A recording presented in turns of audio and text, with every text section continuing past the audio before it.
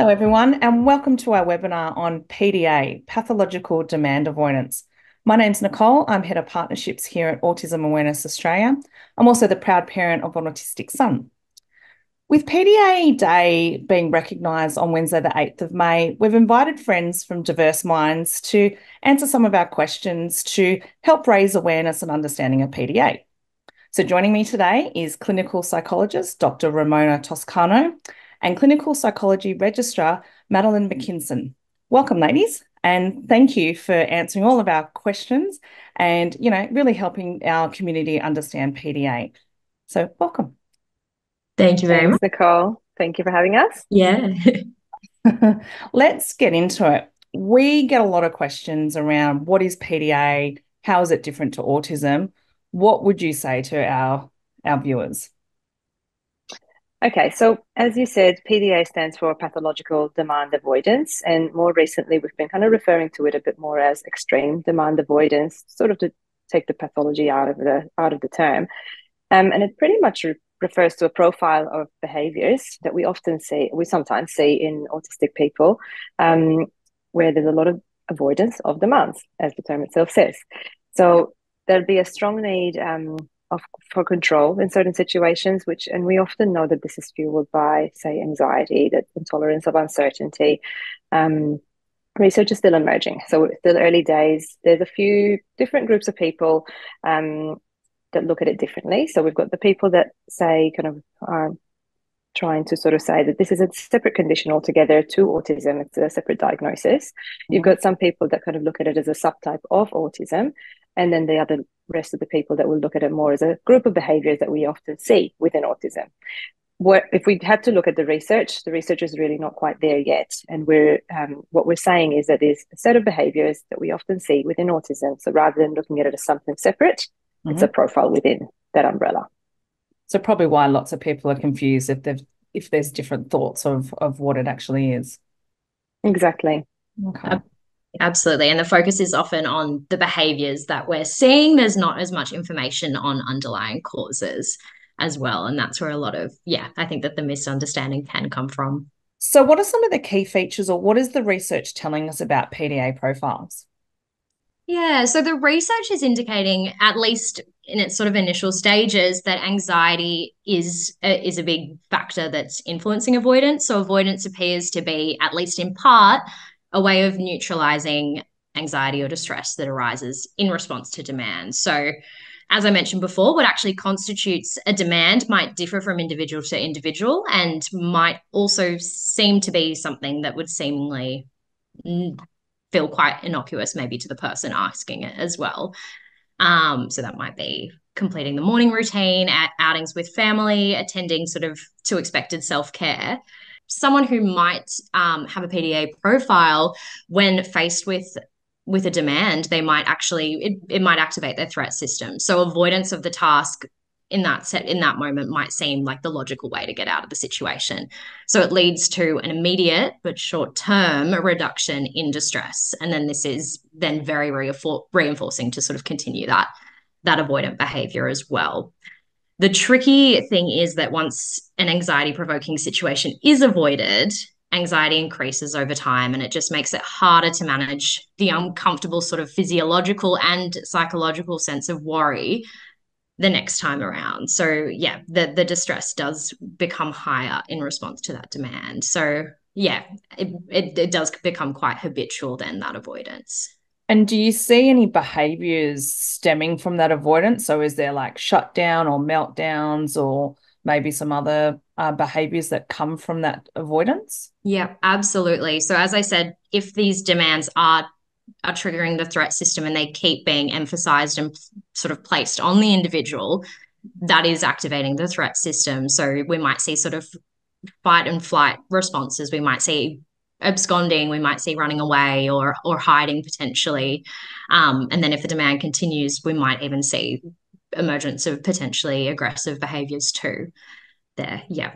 And then potential shutdown or freezing sort of responses are quite common as well. And the other thing that goes along with this as well is that we find that because the person is not putting themselves in a situation where they're practicing a skill, that they're learning that they can actually complete the demand or follow through with the task, then they're not building the confidence in themselves that I can actually manage the anxiety that underlies.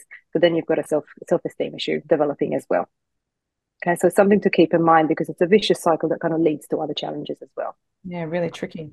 When is PDA often identified? Is it at the point of an autism diagnosis generally, or does it come or identify itself a bit later? Is there any research around that? Yeah, so as Ramona was saying, the research is quite limited in sort of indicating when specifically this is being identified. What we're seeing clinically is that it's often around sort of school-aged children that we're seeing presenting with demand avoidant behaviors. And yeah, so through the assessment process, that's often where we're seeing a lot of these, a PDA profile potentially indicated as well. So that'll be through comprehensive assessment, from gathering information from multiple sources, and potentially even seeing the child over multiple different instances too. There are cases as well where, for example, in the initial stages of a therapy sort of engagement, you might not necessarily recognize the demand avoidant behaviors yet.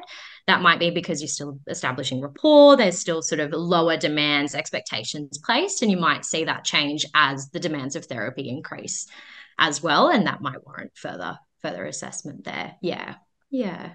So what are some of the key features or examples of demand avoidance behavior versus other behaviors that might be challenging?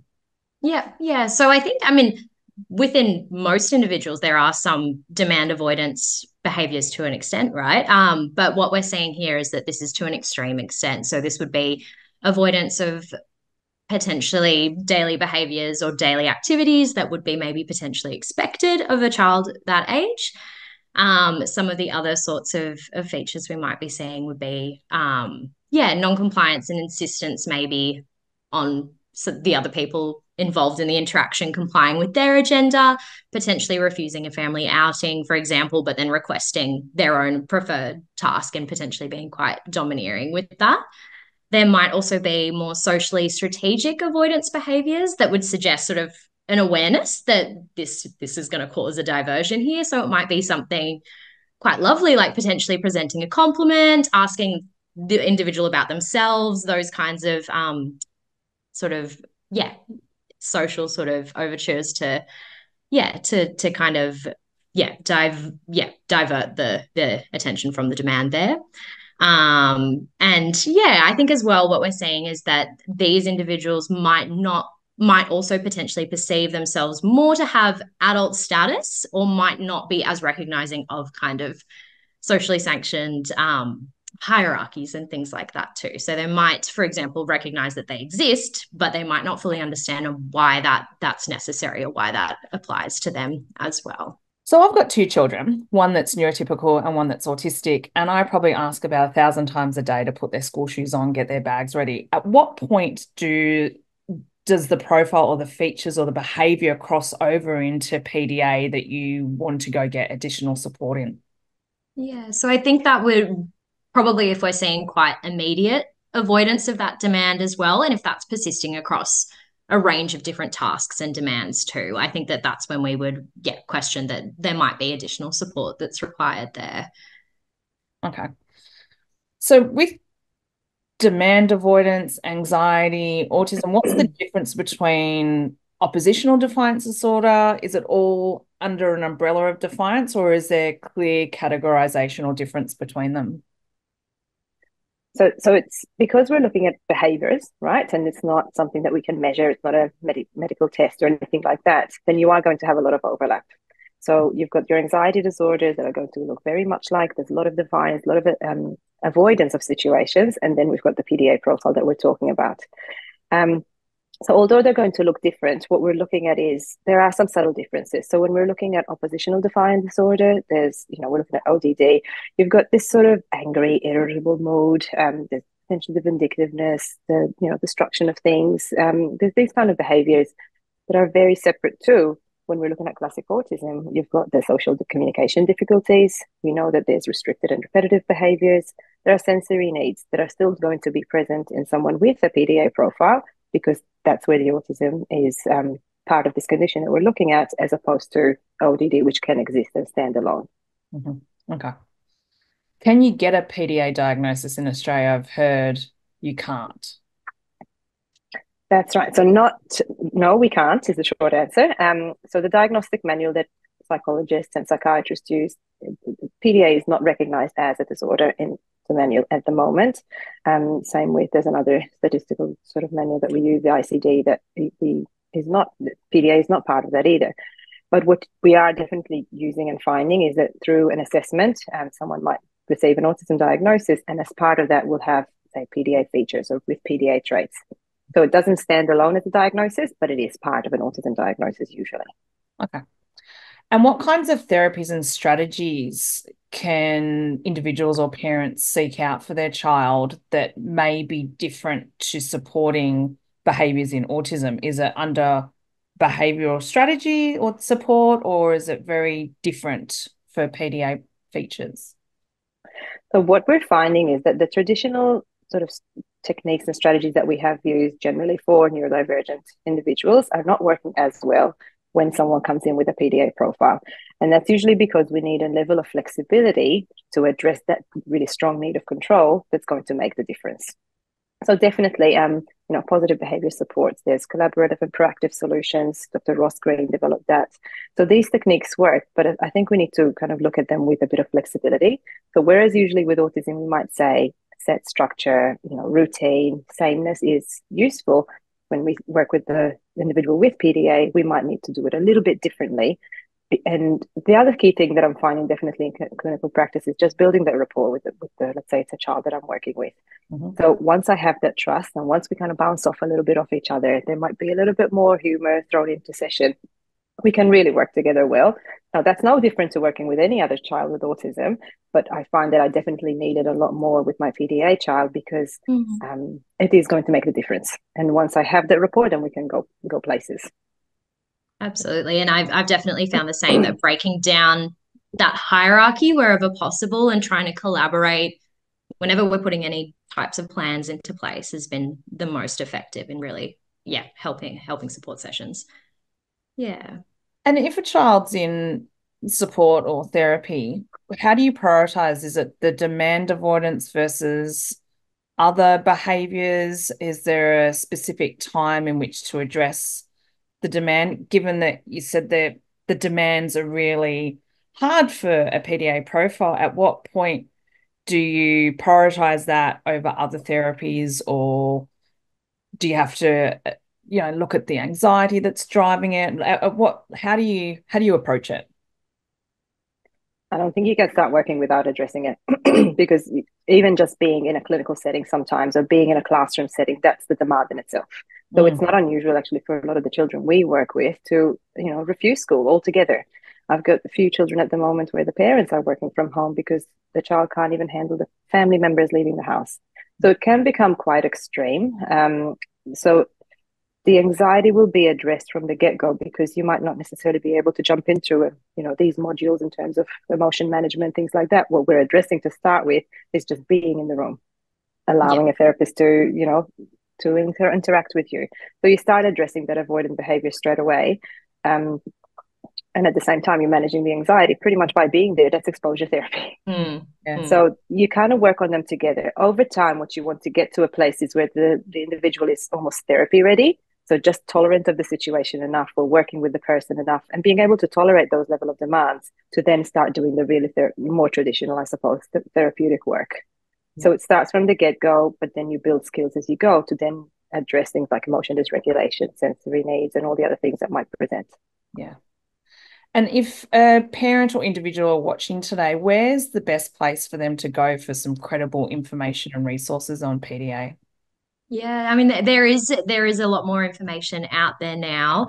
I mean, if they are needing support, psychological support is always an option. So, for example, clinics like ours, we work primarily with neurodivergent. So that's Diverse Minds Psychology Clinic works primarily with neurodivergent families and young people and adults as well. So we offer sort of individual therapy, group therapy, and then also, if requested, can provide trainings as well. We also get a lot of fantastic information from the Kidd Clinic. So that's in Perth. It's led by Dr. Teresa Kidd, and she has fantastic webinars, for example. So she has separate ones for teachers, for parents, for support workers even. And they're all pre-recorded and able to access as well. The UK as well has some fantastic resources. So they are kind of leading the charge when it comes to the research into PDA. So there's the PDA Society, the National Autistic Society, and then also organisations like yourself. Autism Awareness Australia is a great source of information. There's great sources of information to support families as well, and really give them a good starting point for where to look and where to go. Yeah, we've definitely heard, and we've definitely been watching PDA Society in UK. Also locally, I recently attended a pre-record similar to PDA Society of Tony Atwood and Michelle Garnett. They're doing some courses in there that parents can access as well. But thank you so much for joining me today. It's been such practical information and really useful, and we really hope that the viewers leave getting a little bit more understanding of PDA and where to go for resources. We will put in the description box below on the video those resources that we just mentioned. But like Madeline said, if you want more information on other aspects of autism, we encourage you to come to autismawareness.com.au or follow us on our socials on Facebook, Instagram, LinkedIn, X, and YouTube. But I'd like to say thanks for watching and see you next time. Thank you for having us.